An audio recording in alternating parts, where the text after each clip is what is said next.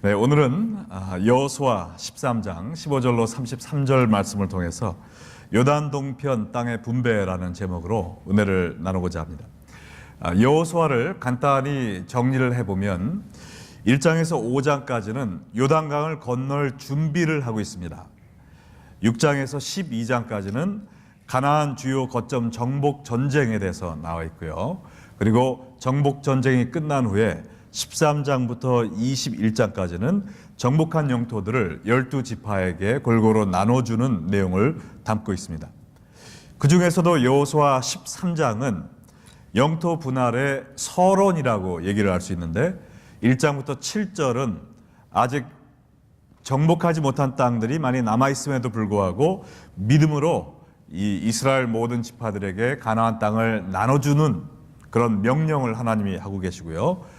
8절로 33절에 이르기까지 이 가나안 정복 전에 모세가 요단강의 동편에 있는 땅들을 두 지파와 반 지파에게 이미 나눠줬는데 그것을 다시 이야기를 하면서 앞으로 요단강 좌측에 있는 가나안 땅을 이제 그 나머지 9개와 반 지파에게 나눠주는 이야기를 하기 전에 서론으로 이미 모세가 나눠준 땅들을 지금 이야기를 하고 있습니다. 자, 그래서 오늘 읽은 말씀을 세 부분으로 이렇게 나눠보면은요, 15절, 24절, 29절에서 시작할 수 있는데 아주 간단합니다. 왜냐하면 15절에는 모세가 루벤 자손의 지파에게 그들의 가족을 따라서 기업을 주었으니 하면서 루벤 지파에게 준 땅들이 쫙 나와 있어요.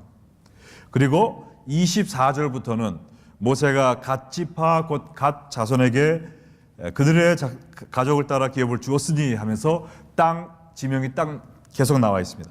그리고 29절부터는 모세가 므낫세 반 지파에게 기업을 주었으되 하면서 므낫세 자손들에게 준 땅이 쫙 나와 있습니다. 자, 그 지명이 하도 많아서 저도 가보지도 않았고 그 지명을 설명하자면 끝이 없고 정신이 없습니다. 그래서 이 2개 반의 지파가 얻은 땅들이 어디였는가 여러분이 한눈에 보실 수 있도록 지도를 보여드리겠습니다. 이 화면에 나온 지도를 한번 보세요. 자, 여기 보면 이 밑에 자 요단강 요 위에 이게 무슨 바다죠? 네, 써 있는데도 모르세요? 예, 갈릴리 바다, 호순대 바다라고도 얘기하고 있어요. 이름이 많습니다. 근데 갈릴리 호수에서 사해까지 연결하는 강 이름이 뭐죠? 요강강이요?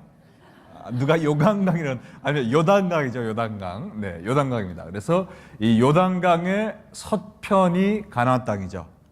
근데 모세가 가나안 땅을 점령하기 전에 모세는 들어가지 못했고 동쪽에 있는 땅을 정복을 했어요. 그리고 이미 2개하고 반의 종족에게 나눠줬습니다. 그래서 모세가 이야기하잖아요. 그래서 제일 먼저 루벤 지파는 요단강 남쪽에 그 사해 동쪽으로 이 땅을 줬습니다. 그리고 갓 족속은 그 중부 지역, 요단강 동쪽 중부 지역에 이렇게 V 쉐이프로 땅을 줬고 므낫세 반 지파라. 왜냐면은 므낫세가 12지파 중에서 가장 큰 지파거든요. 그래서 땅도 반반씩 나눠줬습니다. 그래서 반쪽은 요단강 동쪽, 또 반쪽은 요단강 서쪽에 나오는데 요단강 동쪽에 나와 있는 므낫세 반쪽은 이 갈릴리 바다의 동쪽에 있는 땅을 차지했다라는 것이 오늘 말씀의 내용입니다. 자, 그럼 오늘 여러분과 생각해 보고 싶은 질문이 있는데요. 이렇게 간단히 설명하면 될 걸 여호수아 13장에서 21장까지 무려 9장의 지면을 할애하면서 장황하게 왜 이렇게 설명을 하고 있느냐 말입니다. 성경을 읽다 보면 여러분 종종 건너뛰고 싶은 유혹을 받는 그런 부분이 있으세요? 좀 있죠? 예를 들어서 족보가 있는 마태복음 1장 누가 누구를 낳고 누구를 마태복음 1장은 좀 괜찮아요. 역대상 1장부터 8장까지 8장에 걸쳐서 누가 누굴 낳고 누굴 낳고 계속 나와 있습니다. 근데 그것만큼 힘든 데가 바로 여호수아 13장에서 21장이에요. 왜냐하면 어느 족속이 이 땅을 받고 이 땅을 받고 이 땅을 받고 이 땅을 쫙 나오고 그 다음 족속이 이 땅 쫙 나온 게 9장에 걸쳐 나옵니다.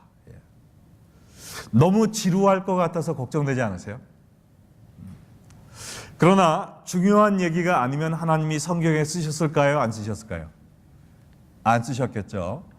무엇인가 우리가 그걸 통해서 배울 수 있는 교훈이 있기 때문에 하나님이 쓰신 줄로 믿습니다. 사실 우리 현대인들이 듣기에는 지루하게 들릴지 모르지만 이 유대인들이 듣기에는 너무나도 큰 관심거리인 토픽이었어요. 우리가 상상력을 동원해서 유대인의 상황을 한번 생각을 해보겠습니다. 자, 400여 년 동안 애굽에서 종살이로 살았어요. 그러다가 모세를 통해서 약속의 땅 가나안으로 가자라는 말을 듣고 기적적으로 탈출을 했습니다. 해방되었어요. 근데 한 달이면 갈 줄 알았는데 거기서 불신앙으로 인해서 광야에서 40년을 헤매면서, 여러분 호텔에서 호텔로 전전해도 일주일이면 집 생각납니다. 근데 광야에서 아무것도 없는, 낮이면은 4, 50도가 넘고 밤에는 막 찬소리가 내리는 거기에서 호텔도 없고 그냥 땅에서 텐트만 치고 자는 거를 40년을 했어요. 그동안 그 사람들이 무슨 노래를 불렀을까요? 우리의 소원은 가나안 땅. 그 노래 부르지 않았겠습니까? 꿈에도 그리던 가나안 땅을 40년의 광야의 방황 생활을 종지부짓고 5년간의 가나안 정복 전쟁을 다 마치고 이제 드디어 하나님이 약속해 주신 땅을 분할받기 위해서 서 있는 겁니다. 이분들의 마음에 있을 그 감격과 감동이 상상이 가세요? 안 가신다면 이렇게 한번 생각을 해보세요. 여러분에게 아주 한국에서 첫째, 둘째 갈 만한 부자 삼촌이 있었어요. 한국에 있는 땅을 엄청나게 금싸라기 땅을 소유하고 있습니다. 근데 이분이 돌아가시면서 모든 친척들에게 이 땅을 나눠준다라고 유언장을 썼다라는 편지를 받고 여러분이 그거를 듣기 위해서 한국에 날아갔습니다. 한국에 가셔서 온 친척들이 지금 모여 있어요. 근데 변호사가 와서 조카 아무개는 어느 산, 뭐 서울시, 종로구, 이가 다 받고 뭐 이런 식으로 쫙 읽어요. 근데 여러분이 그 자리에 딱 앉아 있는데 스마트폰 꺼내서 날씨 보고 계실 분 계십니까? 포키만 고 한다고 밖에 돌아다닐 분 있으세요? 없죠. 화장실 가는 것도 참고 가지 않고 앉아 계실 겁니다. 유대인들에게는 그만큼 중요한 자리라는 거죠. 그러나 이 여호수아의 말씀이 단순한 부동산 분배라면 이것이 이스라엘의 역사는 될 수 있을지 몰라도 하나님의 말씀은 될 수가 없어요. 왜냐? 하나님의 말씀은 과거에 사는 사람뿐만 아니라 현대에 살고 또 미래에 살 모든 사람들에게도 똑같이 적용되고 은혜가 되는 불변의 진리의 말씀입니다. 그러므로 오늘 이 말씀을 통해서 단순히 이스라엘 사람들이 몇백 년 동안 기다렸다가 드디어 땅 받았다라는 부동산 이야기가 아니라 오늘 현대 기독교인들에게도 하나님이 주시는 말씀이 있으리라 믿습니다. 자, 그러면 오늘 이 땅 분배의 서론의 말씀을 통해서 하나님이 우리에게 주시는 말씀이 무엇일까? 두 가지를 간단히 여러분과 나누기를 원합니다. 첫 번째 진리는 하나님의 약속은 반드시 성취된다라는 것이죠. 한번 따라해 보겠습니다. 하나님의 약속은 반드시 성취된다. 9장이나 되는 땅 분배 이야기를 성경에 기록한 이유는 자신의 약속을 신실히 이뤄 나가시는 하나님의 모습을 우리에게 보여주기 위함이었습니다. 하나님이 가나안 땅을 이스라엘에게 주시겠다는 약속을 제일 먼저 누구한테 하셨죠? 모세에게 아니면 여호수아인가요? 아니면 아브라함인가요? 아브라함이죠. 지금 여호수아 시대에서 600년을 거슬러 올라가서 아브라함 시대에 약속하신 거예요. 창세기 15장 18절 같이 읽겠습니다. 그날에 여호와께서 아브라함과 더불어 언약을 세워 이르시되 내가 이 땅을 애굽 강에서부터 그 큰 강 유브라데까지 내 자손에게 주노니. 어디에서 어디까지 주신다고요? 애굽 강부터 유브라데 강까지 주신다. 지금의 이라크가 있는 지역입니다. 그 큰 땅을 주시겠다고 약속을 했어요. 자, 그러면 오늘 우리가 여호수아 13장에서 땅 분배 이야기가 나오는데 여기에서 지금 그 약속이 이미 이루어졌습니까? 완전히 이루어졌나요? 지금 유브라데, 지금의 이라크 있는 데까지 지금 땅이 나눠지고 있습니까? 아니죠. 겨우 요단강 있는 가나안 땅과 바로 그 오른쪽 접경에 있는 땅밖에 나눠주지 않았어요. 아직 완전히 하나님의 약속이 이루어지지 않은 것입니다. 그러나 그 꿈을 이루어 가시는 하나님의 모습을 보여준다는 거예요. 애굽에서 종살이 하던 이스라엘 백성이 거기서 해방받은 것만 해도 엄청난 사실이죠.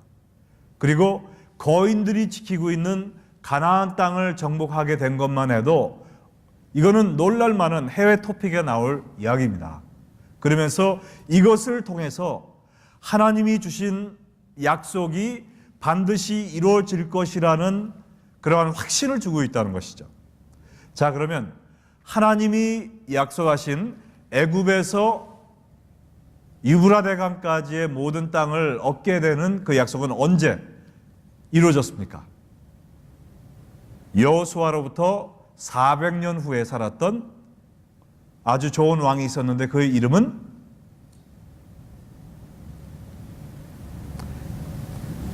딱 생각나실 텐데요. 이스라엘의 가장 유명한 왕, 다윗 왕. 다윗 왕을 통해서 하나님이 이 약속을 이루어주셨어요. 그 약속의 땅을 다 차지하는데 또 400년이 걸렸다는 것입니다. 그래서 이 약속을 누가 누렸느냐, 이 축복을 누가 누렸느냐, 다윗의 아들 누구죠? 솔로몬이 누렸다는 겁니다. 역대하 9장 26절 다 같이 읽겠습니다. 시작. 솔로몬이 유브라데 강에서부터 블레셋 땅과 애굽 지경까지의 모든 왕을 다스렸으며. 할렐루야. 하나님의 약속이 솔로몬 때 가서 이루어졌다는 것입니다. 자, 아브라함 때 약속을 받았어요. 아브라함은 주전 몇 년 전에 살았던 사람입니까? 지금 누가 말씀하셨는데?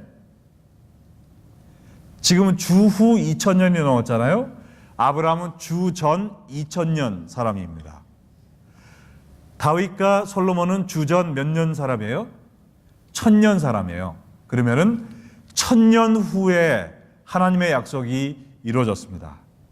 하나님의 약속은 하나님의 때에 반드시 이루어짐을 믿으시기 바랍니다.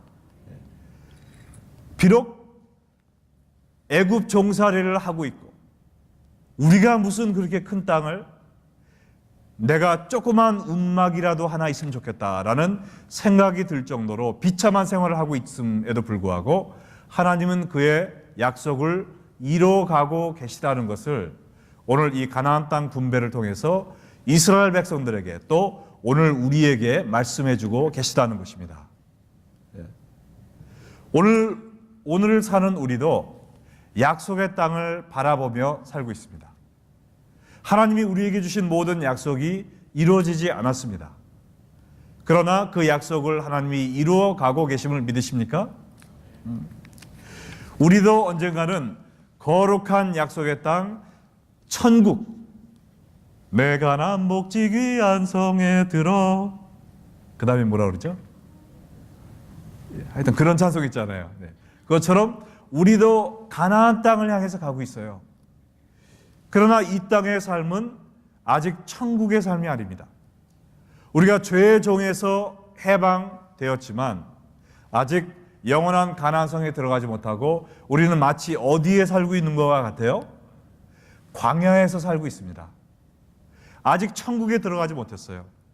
이스라엘 백성들이 애굽의 종살이에서 해방은 받았으나 적과 꿀이 흐르는 땅에 아직 들어가지 못하고 40년 동안 그 뙤약볕 도마뱀이 우글거리는 그 광야에서 살았던 것처럼 우리도 죄의 종에서는 해방받았지만 아직 하나님이 약속하신 그 영원한 천국 가나안 성에 들어가지 못했습니다. 그렇기 때문에 우리의 삶 속에 여러 가지 고통과 고난과 시험과 어려움이 있습니다. 그 이스라엘 백성들이 몇 번이나 포기하기 원했잖아요. 몇 번이나 차라리 옛날 애굽에서 종살이가 낫다라고 돌아가려고 했고 자기들의 리더인 모세를 돌을 들어 죽이려고 한 적이 몇 번입니까? 그것처럼 우리의 삶 속에서도 고난과 핍박과 시험과 시련이 있을 것이라는 것이죠. 그때마다 우리가 기억해야 될 진리는 무엇입니까? 하나님의 약속은 반드시 성취된다. 할렐루야. 비록 내가 오늘 깜깜한 암흑 속에 갇혀 있을지라도 하나님은 그의 백성들을 천국으로 인도하시기로 또한 성령의 발로 인도하시기로 보호하시기로 약속하셨기 때문에 그 약속을 믿고 전진하는 것입니다. 그러면 하나님의 때에 하나님의 약속은 이루어진다. 할렐루야. 네. 이것이 바로 우리와 이 세상 사람들의 차이죠. 우리도 똑같은 어려움을 겪습니다. 그러나 우리는 소망이 있어요. 하나님의 약속을 의지합니다. 그렇기 때문에 실망하고 좌절하고 낙심하지 않을 수 있다는 것입니다. 네. 예, 오늘 내 주위가 암흑으로 가득 찬다 할지라도 내일 광명에 새로운 해가 뜰 줄로 믿으시고 천국을 향해 전진하는 여러분 되시기를 주의 이름으로 축원합니다. 자, 마지막으로 두 번째 우리가 배울 수 있는 진리는 뭐냐? 우리의 기업은 이 땅이 아니라 하나님이라는 것입니다. 따라해 보겠습니다. 우리의 기업은 땅이 아니라 하나님이다. 오늘 본문에 보니까 지난주에 보았던 것처럼 레위 지파에 관한 이야기가 또 끝에 나옵니다. 32절과 33절에 보니까 요단 동쪽 여리고 맞은편 모압 평지에서 모세가 분배한 기업이 이러하여도 오직 레위 지파에게는 모세가 기업을 주지 아니하였으니 이는 그들에게 말씀하신 것 같이 이스라엘의 하나님 여호와가 그들의 기업이 되심이었더라. 자, 루벤 지파, 갓 지파, 그리고 므낫세 반 지파, 그 외에 모든 12지파가 땅을 받는데 불쌍하게도 이 레위 지파는 아무것도 받지 못했습니다. 네, 그러니까 11지파는 받고 레위 지파는 아무것도 받지 못한 거예요. 왜요? 하나님이 그들의 기업이 되신다고 그랬습니다. 기업이 뭐죠? 기업이?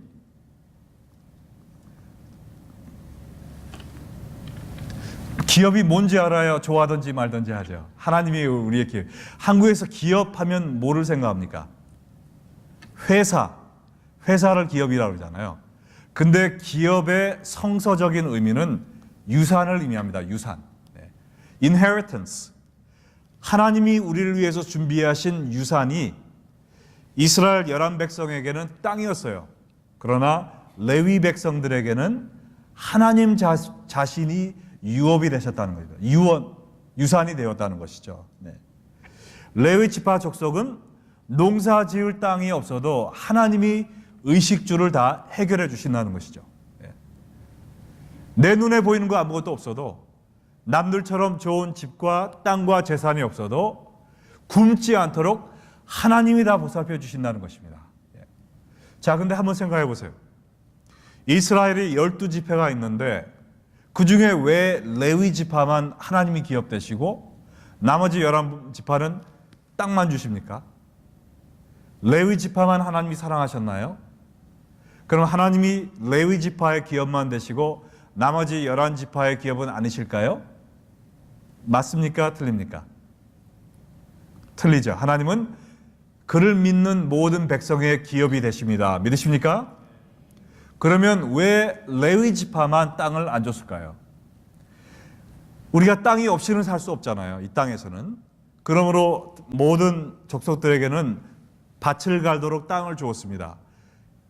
땀을 흘리고 일을 해야 양식을 거둘 수가 있어요. 그러나 그 중에 한 지파를 택하셔서 땀을 흘려 땅에서 일하지 않음에도 불구하고 하나님이 입히시고 먹이시고 살리시는 레위 지파를 보고, 야, 맞아. 레위 지파를 보니까 우리의 기업은 하나님이시구나라는 것을 항상 기억할 수 있도록 하기 위해서 상징적으로 레위 지파에게 땅을 안 주신 것입니다. 아무 지파도 없으면 전부 다 땅 파먹고 사니까 땅이 나의 유산, 땅을 믿을 거 아닙니까? 내 밭을 믿을 거 아니에요. 그러나 레위 지파 한 지파를 영적으로 상징적으로 쓰시기 위해서 남겨두심으로 말미암아 우리가 비록 땅을 개간하고 살지만 하나님은 저 레위 지파 사람들은 농사를 짓지 않아도 우리가 내는 11조로 또 우리가 내는 제물로 인하여 하나님이 먹이고 입히시는 걸 볼 때 궁극적으로 하나님이 우리의 기업이시다. 다시 말해서 요새 말로 하면 뭡니까? 우리가 믿어야 될 것은 우리의 사업체가 아니라는 것이죠. 우리의 직장이 아니라는 것입니다. 우리를 먹여 살리고 우리를 보존하는 것은 은행에 있는 우리의 잔고가 아니라는 거예요. 우리가 소유하고 있는 재물이 아니라는 것입니다.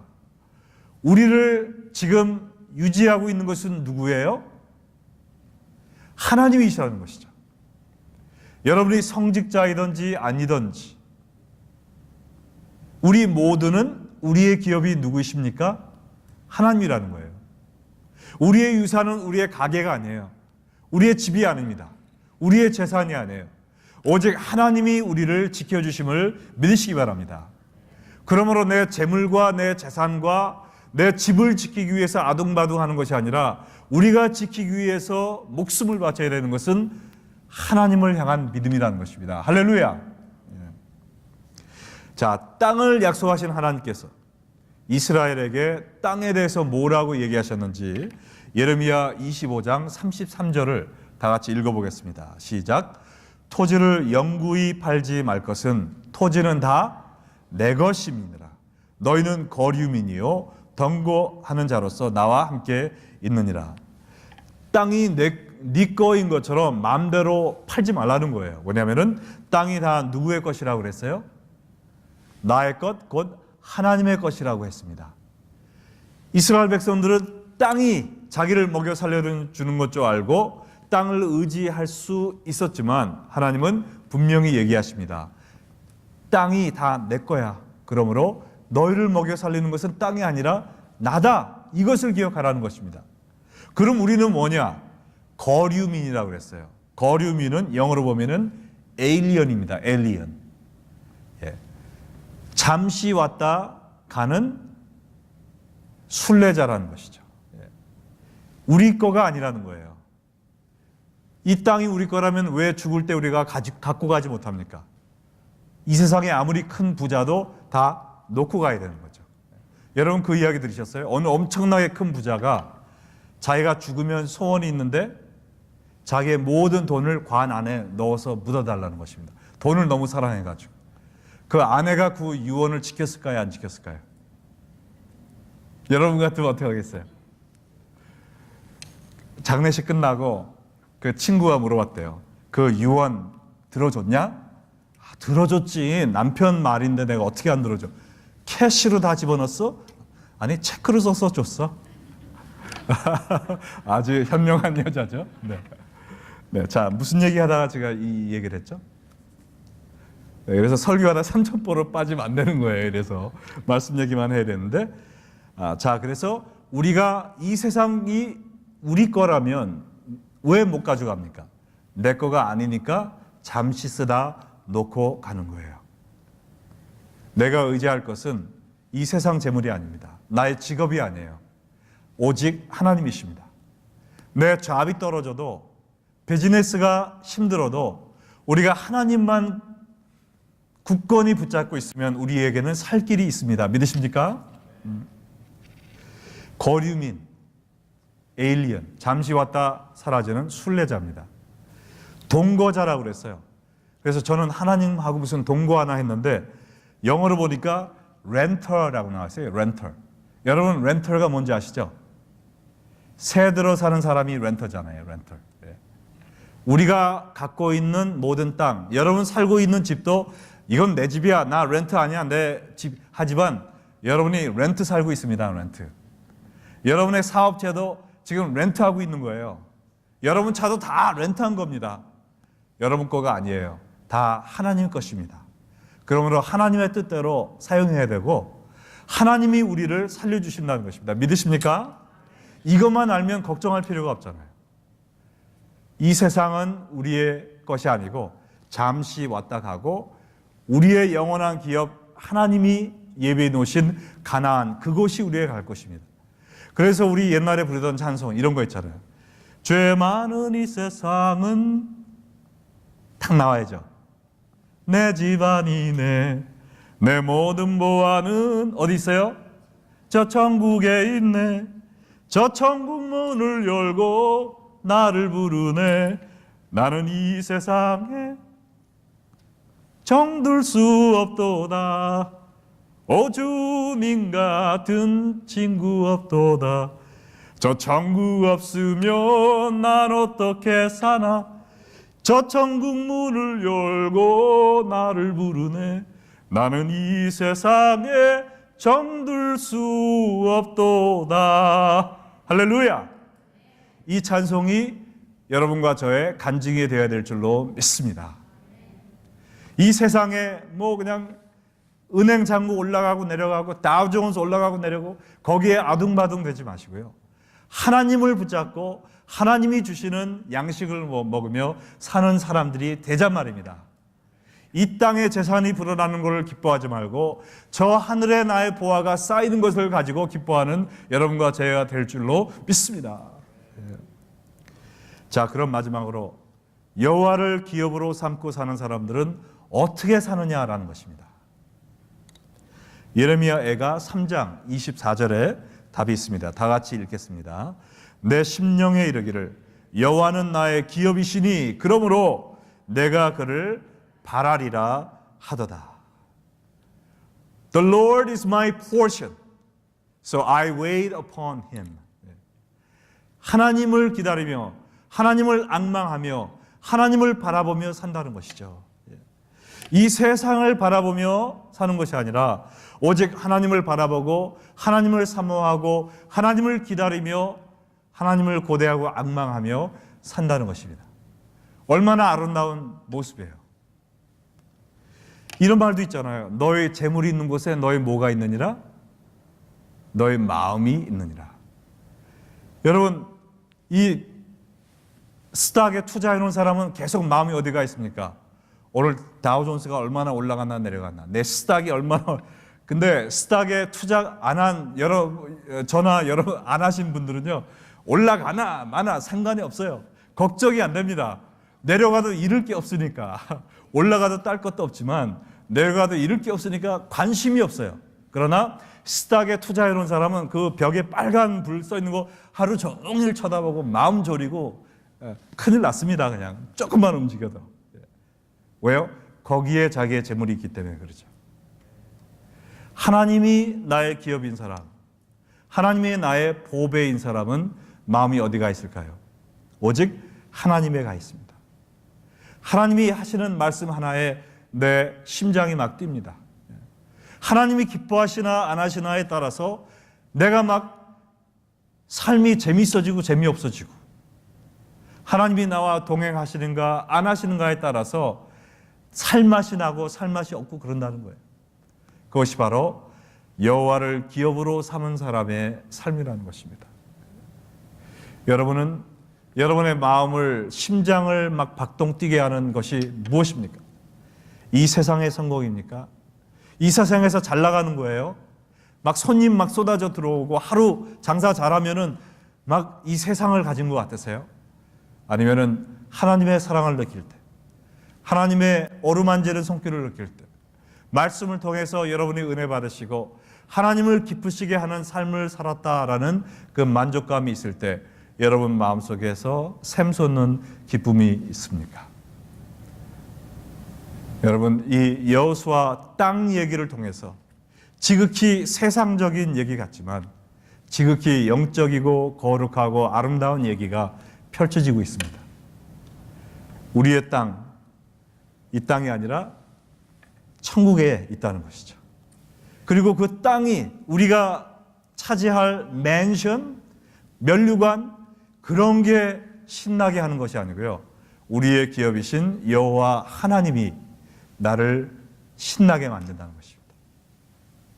여호와 하나님을 보배로 삼고 하나님을 기업으로 삼고 여호와를 바라보며 앙망하며 살 때 우리의 삶에서 그리스도의 향기가 나고 하나님을 영광스럽게 하고 이 세상을 두려워하지 않고 우리가 하나님을 위해서 복된 삶을 살 수 있을 줄로 믿습니다. 여러분도 이 땅에 목매지 마시고 우리의 기업은 여호와이심을 바라보고 천국을 바라보고 이 세상에서 담대하게 사는 여러분 되시기를 주의 이름으로 축원합니다.